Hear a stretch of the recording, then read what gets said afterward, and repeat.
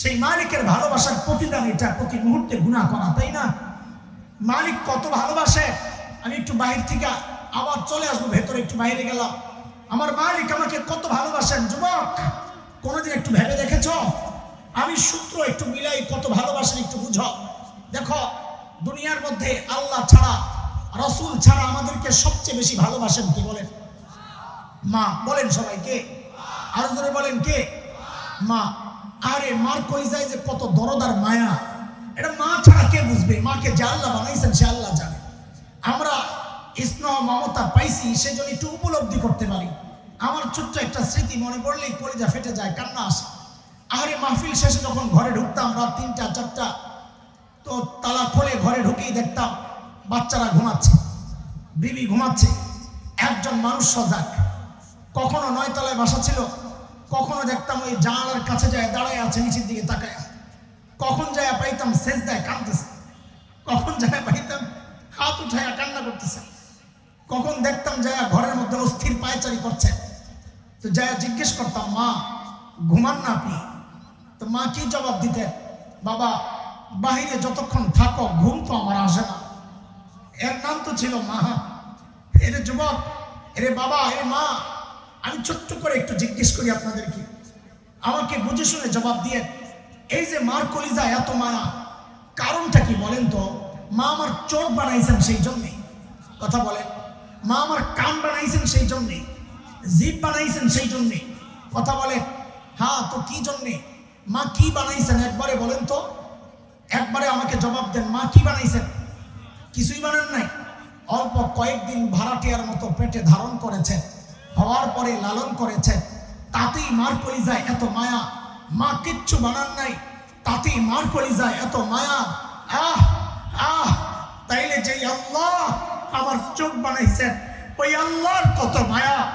যে আল্লাহ আমার কান বানাইছেন ওই আল্লাহর কত মায়া। যে আল্লাহ আমার জবান বানাইছেন ওই আল্লাহর কত মায়া। যে আল্লাহ আমার হাত পাও বানাইছেন ওই আল্লাহর কত মায়া। যে আল্লাহ আমার এত এত নিয়ামত দিয়া বাঁচায় রাখছেন ওই আল্লাহর কত মায়া। এই যুবক জালিম, তুমি কি বুঝো না কত মায়া? একটু দেখো না। আরে আমি তুমি যখন দরজা আটকায়া গুনাহ করি, দরজা বন্ধ, জানালা বন্ধ, ভিতরে গুনাহ চলছে, আর আমার মালিক ওই গুনাহ অবস্থায় দরজার নিচে দিয়া বাতাসের অক্সিজেন পাঠাইয়া দিচ্ছেন যেন আমি মরে না যাই। এই মালিকের নাফরমানি আর কত কাল চলবে বলো? তোমাদেরকে এখানে ডাকা হয়েছে প্রদর্শনীর জন্য না, একটু মালিকের কথা মনে করায় দেওয়ার জন্য। যুবক, আমি পাপী, আমার কথাগুলো তোমাদের হৃদয়ে টাচ নাও করতে পারে। যদি না করে, এর চেয়ে ভালো করে বোঝানোর ক্ষমতা আমার নাই রে বাপ। ভাই আমি বলি কি, তাইলে একটা ভিন্ন কৌশল আছে, এছাড়া আমার হাতে আর কোনো কৌশল নাই। আমি বলি কি, তোদের যাদের হৃদয়ে টাচ করে নাই আমার কথা, তোরা আমার সামনে আয় বাপ, তোরা আমার সামনে আয়, তোদের পাওগুলো আমার সামনে মেরে দে। আমি ওই পাওগুলো জড়ায়া ধইরা সারা রাত বসে বসে কান্না করি, তাও তোরা গুনাহ ছেড়ে দে বাবা, গুনাহ ছেড়ে দে।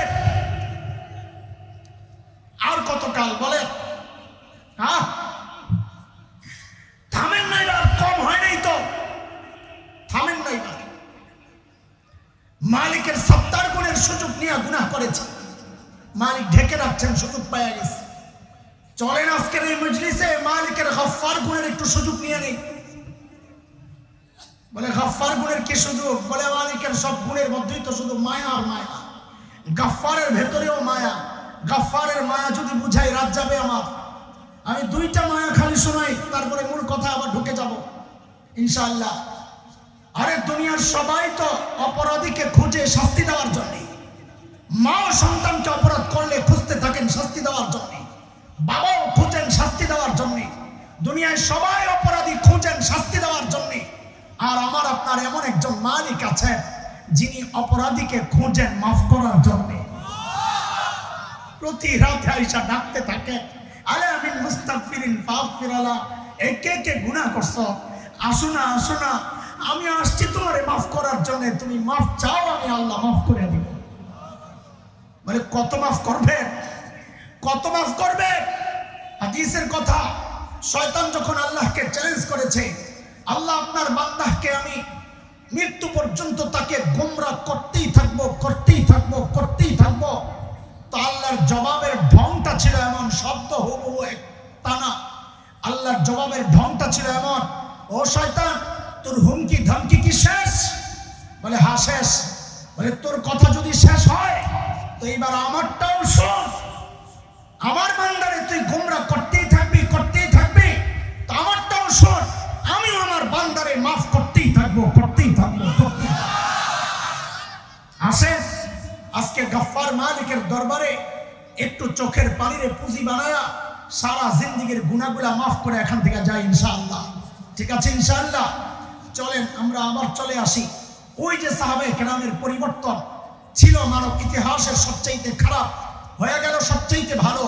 আবার আমার সাথে যুক্ত হন আপনারা, বলেন এই পরিবর্তনটা কিসের ছোঁয়ায়?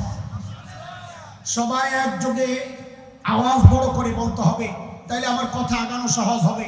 বলেন কিসের ছোঁয়ায়? সবাই বলেন কিসের ছোঁয়ায়? দুইটা জিনিসের ছোঁয়া, এক হচ্ছে নববী শিক্ষা, আরেক হচ্ছে নববী আদর্শ। এক হচ্ছে নবীর চরিত্র জীবন, আরেক হচ্ছে কোরআনী শিক্ষা, দ্বীনি শিক্ষা। ওই যে বলেছিলাম সমস্যা কয়টা, সমাধান কিয়ামত পর্যন্ত। মনে রাখেন একটা কথা, মূল কথা এটা, পয়েন্ট।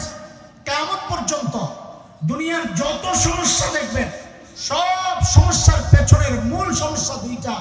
এক হচ্ছে দ্বীনি শিক্ষা পায় নাই, আরেক হচ্ছে নববী আদর্শ থেকে দূরে চরিত্র নষ্ট।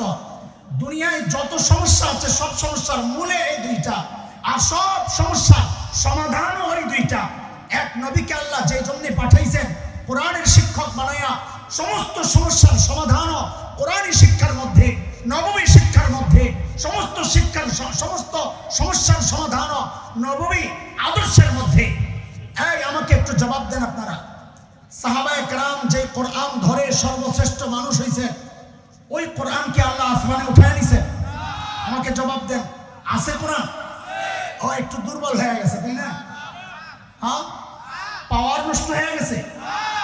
তাইলে আমাদের ওই তিন কথা বের করেন, সাহাবীদের তিন কথা শেষ ছিল কি, হইল কি? এই পরিবর্তন কিসের ছোঁয়ায়? মাঝখানে কি ঢুকছে বলেন, কিসের ছোঁয়ায়? তাহলে এই তিন কথা রাখেন, এবার এই পাশে তিন কথা খোলেন। যে কোরআন সাহাবীকে সর্বশ্রেষ্ঠ বানাইছে, ওই কোরআন বুঝি এই বগুড়ার আমাদের এই মানুষগুলোকে, বাংলাদেশের এই বর্তমান দুনিয়ার মানুষগুলোকে কোরআন বুঝি সর্বশ্রেষ্ঠ মানুষ বানাতে পারে না? জোরে বলেন, পারে না? পারে না? কে কে বিশ্বাস করেন এটা? কোরআন মানুষকে সর্বশ্রেষ্ঠ মানুষ বানায়, কে কে বিশ্বাস করেন? আমিও করি। আল্লাহু আকবার। হাত নামান, বুঝে শুনে হাত উঠেছে। তাহলে আরেকটা প্রশ্ন করি, বুঝে শুনে জবাব দিয়ে। কে কে নিজের আপনজন সন্তানকে সর্বশ্রেষ্ঠ মানুষ বানাতে চান? মাশাআল্লাহ, আমিও চাই। হাত নামান। রাগ করেন না, আমি শুরুতেই বলেছি আপনাদেরকে কষ্ট আর খোঁচানোর জন্য কথাগুলো বলছি না, হৃদয়ে আফসোসের আগুন জ্বালাইতে বলছি। এই যে হাত উঠাইছেন দুই জায়গায়, আমি নিশ্চিত করে বলতে পারি এখানে এমন অনেক আছেন যারা মিথ্যা কথা বলেছেন। আপনারা সঠিক বলেন নাই। আপনি মনে মনে ভাবছেন যে হুজুর আপনি কি গায়েব জানেন? না, আমি গায়েব করতে জানবো বাবা? গায়েব তো জানেন শুধু। এত আস্তে কেন? সূরা আরাফ আয়াত 188, 188। কোরআনে অসংখ্য জায়গা আছে, আমি একটা বললাম। আল্লাহ বলেন, কুল লা আমলিকু লিনাফসি নাফআন ওয়ালা দাররা ইল্লা মা শাআ আল্লাহ ওয়ালাউ কুনতু আ'লামুল গায়ব লাস্তাকথারতু মিনাল খায়র ওয়া মা মাসানিয়া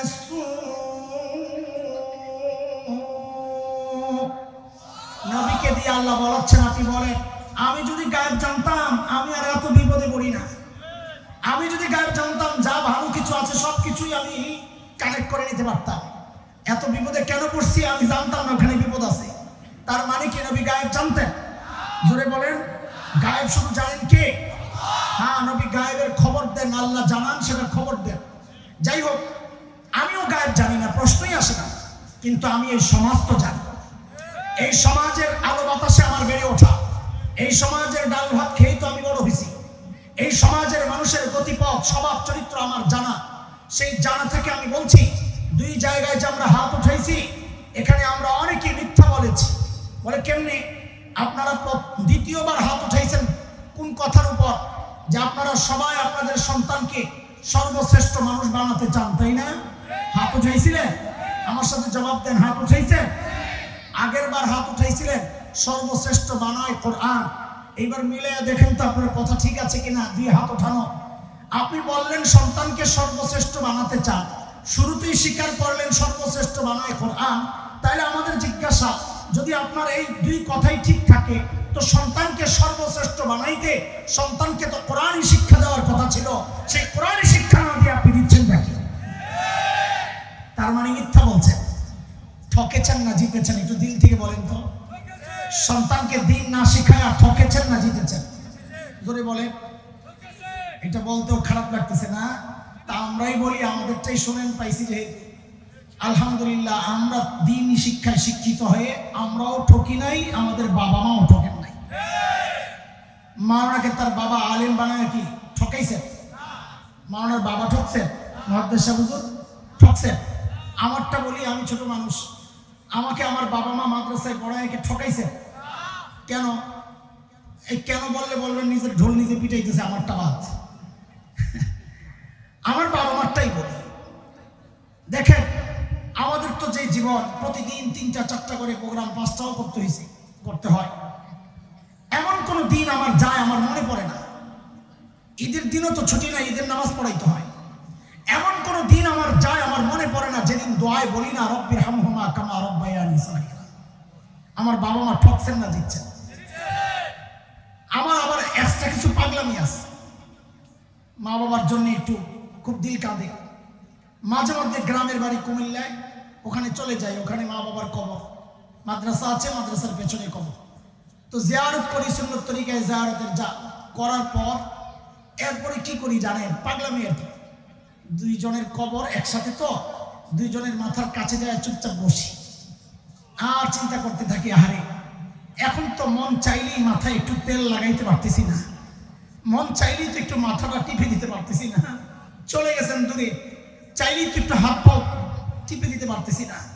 যেই পাওগুলো আমার বাবা ব্যথা করছেন আমার ভবিষ্যতের কথা চিন্তা করে, হ্যাঁ এখন তো চাইলেই একটু এই শীত গেল একটা কম্বল দিয়ে দিতে পারতেছি না। তো কি করি? ওই দুইজনের মাথার কাছে বসে বসে ওস্তাদকে যেমন পড়াশোনাইতাম কোরআন শরীফ, ওইভাবে বসে বসে কিছুক্ষণ তিলাওয়াত করি। এটা মনের আবেগ। তিলাওয়াত করে ওঠার সময় শুধু চোখের পানি ফেলে ফেলে আল্লাহকে বলি, সবসময় এই আমলটা করি, ও আল্লাহ এই যে তোমার কালামের তিলাওয়াত করলাম, ও মালিক এই মানুষগুলোর ওসিলায় তারা আমাকে কোরআন শিখাইছেন, তাই এখন তিলাওয়াত করি। ও মালিক দুনিয়া থেকে বিদায় নেওয়ার সময় আমাকে যারা তোমার সাথে জুড়ে দিয়ে গেছেন, ও আল্লাহ আজকে তোমার কাছে আমার চাওয়া, তারা আজকে বড় অসহায় একা, তারা যেন তোমার রহমত থেকে বিচ্ছিন্ন না হয়ে যায়। রব্বির হামহুমা কামা রাব্বায়ানি সগীরা। বলেন আমার মা বাবা জিতছেন না ঠকছেন? বলেন আমার মা বাবা জিতছেন না ঠকছেন? আপনারা যারা সন্তানকে দিন শেখান নাই, বাহিরে এসে ভাব নেন অনেক ভালো আছেন, কিন্তু আমরা জানি আপনারা ভালো নাই। কেন? কেন? আমি দুইটা কথা বলেই শেষ করছি। কেন? এই কিছুদিন আগে পত্রিকায় রিপোর্ট আসছে, আমার কাছে পত্রিকার কাটিং আছে, কাটিং। কি রিপোর্ট করেছে? সাংবাদিকরা লিখেছে, উচ্চ শিক্ষার হার যত বাড়ছে, এই উচ্চ শিক্ষা বলতে কি মাদ্রাসা শিক্ষা, কোরআনী শিক্ষা, জেনারেল শিক্ষা, উচ্চ শিক্ষার হার যত বাড়ছে সন্তানের সাথে বাবা মার দূরত্ব তত বাড়ছে। কথাটা কি মিথ্যা? এই কথার চরম বাস্তবতা আপনি বৃদ্ধাশ্রমে গেলে টের পেবেন। কোথায় কোথায়? আমি আপনাকে প্রুফ দিচ্ছি। গত রোজার ঈদের আগের রোজার ঈদের দিন টেলিভিশনওয়ালারা বৃদ্ধাশ্রমে গেছে, ডকুমেন্টারি করবে বৃদ্ধারা বুড়া বুড়ি কিভাবে ঈদ উদযাপন করে আশ্রমে। আহা, সাংবাদিকরা আমাকে একজন ভিডিও ক্লিপ পাঠাইছে মোবাইলে। সাংবাদিকরা প্রশ্ন করে মুখ ফিরায় আনে লজ্জায়। আপনারা ভাবছেন তারা কোনো অসহায় ফ্যামিলি? না না, ওই বুড়া বুড়ি এলিট শ্রেণীর, হাই সোসাইটির, নিজেরাও উচ্চ শিক্ষিত, বড় চাকরি করেছে। আরে এক বুড়ির সাক্ষাৎকার আছে আমার কাছে আলাদা। সেই বুড়ি জাতিসংঘে চাকরি করত, এখন বৃদ্ধাশ্রমে। সন্তানের কথা জিজ্ঞেস করে লজ্জায় মুখ আরেকদিকে ফিরায়, চোখের পানি ওদের ভেতরের কষ্টগুলো প্রকাশ করে দিচ্ছে। বিশ্বাস করেন, আমি তো মানুষ হওয়ার কারণে, মনুষ্যত্বের কারণে ওই বুড়াবুড়ির চোখের পানি দেখে আমারও ঝরঝর করে চোখের পানি পড়তেছিল। আহারে কি অসহায় জিন্দেগি। আজকের এই আনন্দের দিনে আপনজন কেউ ধারে কাছে নাই। কিন্তু বিশ্বাস করেন, একটা বিষয় কল্পনা করে গর্বে আমার বুকটা ফুলে গেছে। কি সেটা জানেন? খুব কঠিন সূক্ষ্ম কথা, সূক্ষ্ম বিষয়। ওই বুড়াবুড়ি যখন নিজেদের সন্তানদের পরিচয় দিচ্ছিল, কেউ ইউরোপ থাকে, আমেরিকা থাকে, অস্ট্রেলিয়া থাকে, কানাডা থাকে, এই পরিচয় দেওয়ার সময় একজন বুড়িকেও বলতে শুনি নাই আমি হাফেজের মা। একজন বুড়াও বলেন নাই আমি আলেমের বাবা। এটা হাফেজ আলেমের বাবা বলতে পারেন না, কারণ তাকে শেখানো হয় তোমার মায়ের পায়ের কাছে তোমার জান্নাত। তাকে শেখানো হয় তোমার বাবা মাই তোমার জান্নাত, তোমার বাবা মাই তোমার জান্নাত। তাকে শেখানো হয় সেই জান্নাতকে বৃদ্ধাশ্রমে রাখতে পারে না। ঠকছি না জিতছি? আসল চূড়ান্ত ঠকা রয়ে গেছে হাসরের মাঠে। যেই সন্তানের কেরিয়ার চিন্তা করে নিজের কেরিয়ারটা শেষ করছে, সেই সন্তান কিন্তু জুলুমের বদলা নিবে। আল্লাহর আদালতে দাঁড়ায় নালিশ করবে। সূরা আহজাবে আসছে, সন্তান অধীনস্থরা দাঁড়ায় আল্লাহর সামনে বিচার দিবে। বিচার কি? রব্বানা ইন্না আতানা সাদাতানা ওয়া কুবারানা ফাআদাল্লুনা আস-সাবিলা রব্বানা আতিহিম দি'ফাইন মিনাল আযাব ওয়াল'আনহুম লা'নান কাবীরা। আল্লাহ আমাদের বাবা মা, আমাদের মুরব্বী, আমাদের বড় ভাই, আমাদের অভিভাবক, আমাদের নেতা, আল্লাহ তাদের অনুসরণ দুনিয়ায় করেছিলাম। আজকে আমার এই দুর্গতি, তারা আমাকে পথভ্রষ্ট করেছে। আমি এখন ডাবল শাস্তি চাই। ডাবল শাস্তি কেন? তাফসীর পরে বুঝেন, আগে এভাবে বুঝেন। আমাকে খাওয়ানোর দায়িত্ব ছিল, খাওয়ায় নাই, এক অপরাধ। বিষ খাওয়াইছে, আরেক অপরাধ। এবার তাফসীর বুঝেন। আমাকে দিন শেখানোর দায়িত্ব ছিল, শেখায় নাই, এক অপরাধ। বদ্দীনই শিখায়া আমাকে নাস্তিকতার দিকে ঠেলে দিয়েছে, আরেক অপরাধ। এই দুই অপরাধের কারণে আমি ডাবল শাস্তি চাই। আহারে, যেই সন্তান পড়ার কথা রব্বিরহামহুমা কামা রব্বায়ানি সগীরা, সেই সন্তান আল্লাহর সামনে বলছে ওয়াল'আনহুম লা'নান কাবীরা। আজকে ওদেরকে আপনার রহমত থেকে দূরে, বহু দূরে সরায়া দেন। নাউযুবিল্লাহি মিন যালিক। ঠকছেন না জিতছেন? বলেন কয় জিতছে? হ্যাঁ, যারা মাদ্রাসায় নিজের সন্তানকে, শুধু মাদ্রাসা না, মাদ্রাসা ছাড়াও যদি সন্তানকে দিন শেখায়, সেও ঠকে নাই। আলহামদুলিল্লাহ, দিন শেখানো মাকসাদ। এই জন্য আপনাদের কাছে আজকের এই প্রোগ্রাম থেকে আমরা এই শেষ মেসেজটুকু দেওয়া যাইতে চাই। বলেন কয় কথার বয়ান হয়েছে আজকে? কয় কথা? কয় প্যাকেট? প্রথম প্যাকেটে কয় কথা? কাদেরকে নিয়ে? বলেন ওরা ছিল কি, হইল কি মাঝখানে? তো বলেন সাহাবীদের জীবনের এই পরিবর্তনটা, ছিল সবচেয়ে খারাপ মানুষ, হইল সবচেয়ে ভালো মানুষ, এই পরিবর্তনটা কিসের ছোঁয়ায়? কিসের ছোঁয়ায়? রাখেন সাহাবীদের 3 কথা, এবার আমাদের 3 কথা আনেন। সাহাবীরা যে অপরাধগুলো ইসলাম কবুল করার কারণে ছাড়লেন, আমরা সেই অপরাধগুলোরে ধরলাম। সাহাবায়ে কেরাম যে কোরআন ধরে এগিয়ে গেলেন, আমরা সেই কোরআনকে ছাড়লাম। এটা আমাদের গর্ব না আফসোস? এই আফসোস করতে থাকবেন না ফেরত আসবেন? কথা বলেন, আফসোস করবেন সারা জীবন না ফেরত আসবেন? ফেরত আসতে হলে আমার সাথে 5টা অঙ্গীকার করেন। এটাই আজকে আমার শেষ কথা।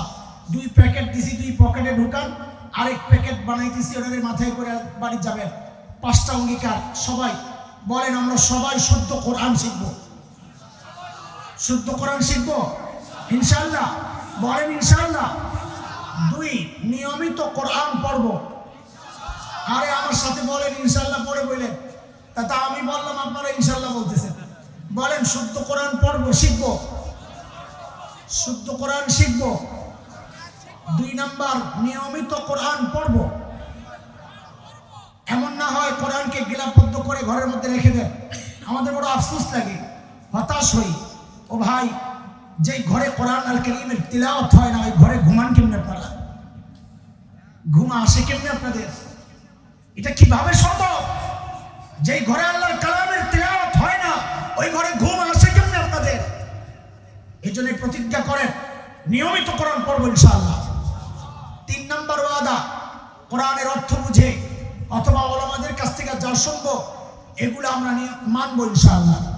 কোরআন মানবো ইনশাআল্লাহ। বলেন ইনশাআল্লাহ। কয় ওয়াদা গেল? 3টা। আবার বলেন, শুদ্ধ কোরআন শিখবো, নিয়মিত কোরআন পড়বো, কোরআন মানবো। 4, কোরআন ওয়ালাদেরকে ভালোবাসবো। কোরআন ওয়ালা কারা? আলেম ওলামা। বলেন কারা? যদি দেখি আলেম ওলামাদেরকে ভালোবাসার কারণে দল নারাজ হয়, নেতা নারাজ হয়, তো ওই দল নেতাকে আমি ছাড়বো, কিন্তু আলেম ছাড়বো না ইনশাআল্লাহ। ঠিক আছে ইনশাআল্লাহ। 5 নাম্বার, কোরআনী প্রতিষ্ঠান যেখানেই পাবো তার পাশে দাঁড়াবো ইনশাআল্লাহ। যে কোনো কোরআনী প্রতিষ্ঠান, সে আমার দলের, আমার মতে না ভিন্ন, এগুলা চিন্তা করব না। যদি দেখি কোথাও কোরআনের চর্চা হচ্ছে, সেখানেই আমরা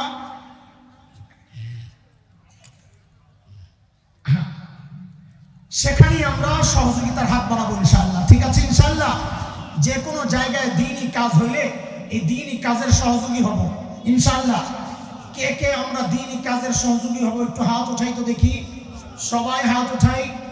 সবাই হাত উঠাইছে? মাশাআল্লাহ। কেউ হাত নামাইয়েন না, কেউ হাত নামাবেন না। আচ্ছা, আবার নামান, কষ্ট হবে। আবার ওঠা, আবার নামান, আবার ওঠা। ব্যায়াম করাই দিছি, উপকারণা করতেছি। এইবার নামায়া কিন্তু আর নিচে রেখেন না। এইবার নামায়া সবাই নিজের প্রত্যেকের পকেটে হাত দেন। নিজের হাত নিজের পকেটে। আবার মাইটের খায়েন না। হাত দিছে? সবাই নিজের পকেটে হাত দিয়ে আমাদের প্রত্যেকের সামর্থ্য অনুযায়ী পকেট থেকে কিছু বের করি। কোরআনী প্রতিষ্ঠান, কোরআনী জলসা, কোরআনী মাহফিল, এগুলো সহযোগী হবেন, ওয়াদা দিয়েছেন আমারে। এখন এই ওয়াদা অনুযায়ী প্রত্যেকে নিজের পকেটে হাত দেন। আমাদের স্বেচ্ছাসেবকরা লাল ব্যাগ নিয়ে ঢুকে যাচ্ছে, আপনারা চারদিক থেকে খেয়াল করেন, ওদেরকে ফলো করেন। ওরা আসলেই ওর মধ্যে দিয়ে দিয়েন। আর পারলে 1-2 এইভাবে দাঁড়ায় দাঁড়ায় আশপাশ থেকে নিয়ে সহযোগিতা করেন, একসাথে দিয়ে দেন। খুব দ্রুত এই কাজটা সারতে হবে ইনশাআল্লাহ। দ্রুত। আমরা কেউ খালি হাতে যাব না। শুনেন, আপনাদের 1 টাকাও যদি না হয়, আমার ভাই সাইফুল্লাহ হাফিজাহুল্লাহকে আল্লাহ এই সামর্থ্য দিচ্ছেন, তিনি এরকম মাহফিল একা চালাইতে পারেন। কিন্তু আমরা চাই আপনারাও সম্পৃক্ত হন। দ্বীনি কাজে সম্পৃক্ত থাকা এটা আপনাদের জন্যই লাভ। আলহামদুলিল্লাহ। হ্যাঁ, আমরা সবাই অংশীদার হই, সবাই দ্বীনি কাজের অংশীদার হই। মাশাআল্লাহ। খুব দ্রুত। মারহাবা। আলহামদুলিল্লাহ। এবং দোয়া করতে থাকেন, আল্লাহ তাআলা যেন আবহাওয়া ভালো করে দেন। আপনাদের এই যে বিদ্যুৎ বিভ্রাট, এটা আমরা খবর পেয়েছি। নওগাঁয় প্রচণ্ড ঝড় হওয়ার কারণে একদম কি বলে এটাকে, ঝড়ো বাতাস, বৈশাখী ঝড়। বৈশাখ তো এখনো আসে নাই, অগ্রিম একটু আসছে আর কি। খবর পাঠাইছে, আমি আসতেছি, মার্চের পরেই তো বৈশাখ না, তো এই জন্য খবর পাঠাইছে, আমি আসতেছি, তোমরা রেডি হও। এই খবর গেছে আমাদের উপর দিয়ে আর কি। আল্লাহ তাআলা হেফাজত করেন। বাকি সময়ের জন্য আল্লাহ তাআলা পরিবেশটা ভালো রাখেন, আমরা মাহফিলটা যেন সুন্দরভাবে শেষ করতে পারি। আপনারা দোয়া করলেই হবে ইনশাআল্লাহ তাআলা। দ্রুত দ্রুত লাল ব্যাগওয়ালারা দ্রুত যাও। মাশাআল্লাহ। আল্লাহ আপনাদের এই সহযোগিতাকে কবুল করেন। দ্বীনি কাজে সহযোগী হয়েছেন, আল্লাহ তাআলা ওলামাদের সাথে হাসরে উঠায়া দেন, জান্নাতে পৌঁছায়া দেন। আরে ভাই আমিন তো বলে। দোয়া তো হইছে আপনাদের জন্য, আমার জন্য তো না। তো নিজেদের দোয়াকে ফেরত দিচ্ছেন কেন? বলে আপনার দোয়া লাগবে না। মাশাআল্লাহ। এই পিছনে তাকাও, ব্যাগ দেখো, ব্যাগওয়ালা। মাশাআল্লাহ। এখানে আজান হবে, নামাজ হবে, শাইখ আহমদুল্লাহ চলে আসছে। আচ্ছা মাশাআল্লাহ, আমাদের শাইখ আহমদুল্লাহ ভাই তিনি চলে আসছেন। এখানে আজান হবে, নামাজ হবে, নামাজের পর শাইখ কিছু আনুষ্ঠানিকতা আছে, সেটা এরপরে শাইখ আমাদের ভাই কথা বলবেন। এর আগে আমার আব্দুল্লাহ সাইফুল্লাহ ভাই, আব্দুল হাই নাম খালি ভেজাল লাগে, সাইফুল্লাহ ভাই বলতে বলতে, আব্দুল হাই মোহাম্মদ সাইফুল্লাহ ভাই, তিনিও তো কিছু কথা বলা দরকার। আপনাদের এলাকার সন্তান, হ্যাঁ, সারা দুনিয়ার মানুষ কথা শুনে, আপনারা শুনবেন না ইনশাআল্লাহ। এটা তো আপনাদের সৌভাগ্য যে আল্লাহ তাআলা আপনাদের একজন সন্তানকে সারা দুনিয়ায় পরিচিত করছেন। আপনার এই গ্রামের নাম দুনিয়া কয়জন জানে? আপনাদের এই গ্রামের নাম দুনিয়ায় কজনে চেনে? কিন্তু যদি বলে কোন গ্রাম, বলে আব্দুল হাই মোহাম্মদ সাইফুল্লাহর গ্রাম, তাহলে দুনিয়ার সবাই চিনবে। আপনাদের গর্ব না? গর্ব তো জোরে কইতে হয়, গর্ব কি না? তো বলেন আলহামদুলিল্লাহ। আমার ভাইকে আল্লাহ তাআলা এত উপরে উঠাইয়া দেয় যে আমরা তাকাইতে গেলে যেন টুপি পেছন দিয়ে পড়ে যায়, এত উপরে উঠাইয়া দেন। আমি না বলে না, কামজুসের গোষ্ঠী এত কৃপণ কেন আপনারা? আল্লাহ তাআলা আমার ভাইকে সারা দুনিয়ার জন্য কবুল করেন, জবানের নূর তৈরি করে দেন। আল্লাহ তাআলা প্রত্যেকটা কথাকে উম্মতের হেদায়েতের ওসিলা বানিয়ে দেন, আমিন। ঠিক আছে, জাযাকুমুল্লাহু খায়রা ওয়া আখিরু দাওয়ানা আলহামদুলিল্লাহি রাব্বিল আলামিন। সুবহানাল্লাহি বিহামদি, সুবহানাকাল্লাহুম্মা বিহামদিক, আশহাদু আল লা ইলাহা ইল্লা আনতা আস্তাগফিরুকা ওয়া আতুবু ইলাইক। আসসালামু আলাইকুম ওয়া রাহমাতুল্লাহি ওয়া বারাকাতুহু। আলহামদুলিল্লাহ। আমরা শাইখের আরেকটা মাহফিল আছে, আমরা কেউ মুসাফা করব না এবং কেউ শাইখের যাওয়ার ক্ষেত্রে আমরা কষ্ট দিব না। সরাসরি শাইখ গাড়িতে উঠে বেরিয়ে যাবেন।